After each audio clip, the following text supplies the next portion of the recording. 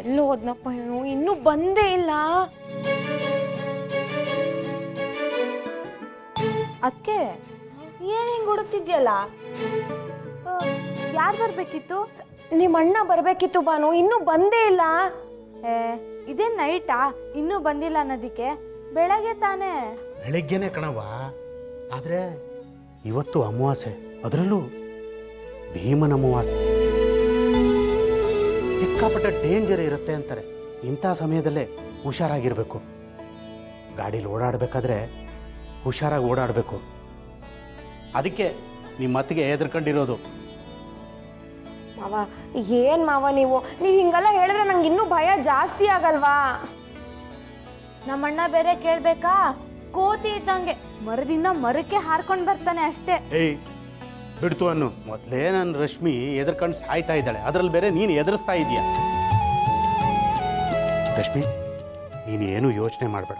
ಇತ್ತೀಚೆಗೆ ನನ್ನ ಮಗನಿಗೆ ಜವಾಬ್ದಾರಿ ಜಾಸ್ತಿ ಆಗಿದೆ ಅನ್ಸುತ್ತೆ.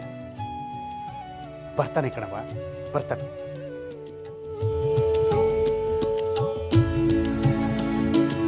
ಅಪ್ಪಯ್ಯ, ಅಯ್ಯೋ, ಅವರೇ ಬಂದ್ರು ಅನ್ಸತ್ತೆ.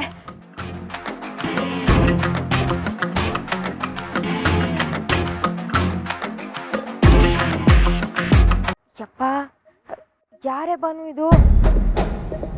ಸರ್, ಯಾರು ನೀವು? ಏನ್ ಬೇಕಿತ್ತು? ಅದಕ್ಕೆ ಅಣ್ಣ ಎಲ್ಲೋ ಬಿದ್ದು ಬಂದಿದ್ದಾನೆ ಅನ್ಸುತ್ತೆ. ಮೈಕ ಎಲ್ಲ ಕೆಸರಾಗಿದೆ. ಅಯ್ಯೋ ಮಾದೇಶ್ವರ, ಯಾಕ್ಲಾ ಸೀನಾ ಹಿಂಗೆ ಮಾಡ್ಕೊ ಬಂದಿದ್ಯಾ? ಮೊದಲೇ ನಾನು ಸೊಸೆ ನೀನು ಬಂದಿಲ್ಲ ಅಂತ ಗಾಬರಿ ಆಗ್ಬಿಟ್ಟಿದ್ದಾಳೆ. ಅದು ಅಲ್ಲದೆ ಇವತ್ತು ಅಮಾವಾಸ್ಯೆ ದಿನಾನೇ ಬಿದ್ಕೊಂಡ್ ಬಂದಿದ್ಯಾ? ಏನ್ರಿ ಇದು? ಎಲ್ರಿ ಬಿದ್ದು ಬಂದ್ರಿ? ಇರವ ಕೆಸರಾಗೈತೆ. ನಾನಿಲ್ವಾ ಇಲ್ಲಿ ಸರಿ ಮಾಡೋದಕ್ಕೆ? ಸೀನಾ, ಅಮಾವಾಸ್ಯೆ ದಿನಾನೇ ಬಿದ್ದಿದ್ಯಾ. ನೀನು ಕೆಟ್ಟದ್ದೆಲ್ಲ ಕಳೆದೋಯ್ತು ಅಂದ್ಕೊಂಬಿಡು. ನಿನಗೆ ಅಂಟಿರೋ ಕೊಳೆ ಕೊಚ್ಚೆ ಎಲ್ಲ ನಾನು ಈ ಮಾದಪ್ಪ ತೊಳಿತಾನೆ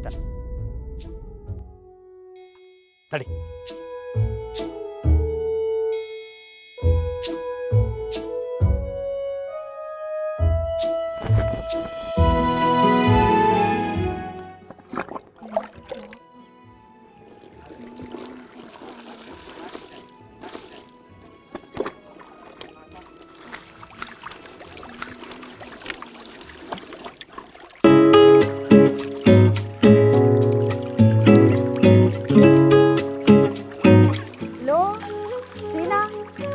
ಹೋಗಿ ಅಮಾವಾಸ್ಯೆ ದಿನ ಬಿದ್ದು ಬಂದಿದ್ಯಲ್ಲ.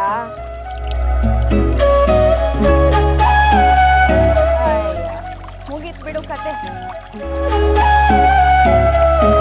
ಗೊತ್ತೆಳ್ಗ ಬೆಳ್ಗೆ ಇರೋಳ್ ಮದ್ವೆ ಆಗಿದ್ದಿದ್ರೆ ಇವತ್ತಿಂತ ಪರಿಸ್ಥಿತಿ ಬಂದಿರೋದ.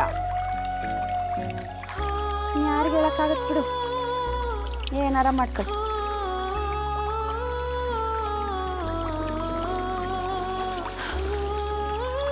ಮಾವ, ಏನಾದ್ರೂ ಸಹಾಯ ಬೇಕಾ? ನಾನು ಮಾಡ್ಲಾ? ಬೇಡಪ್ಪ.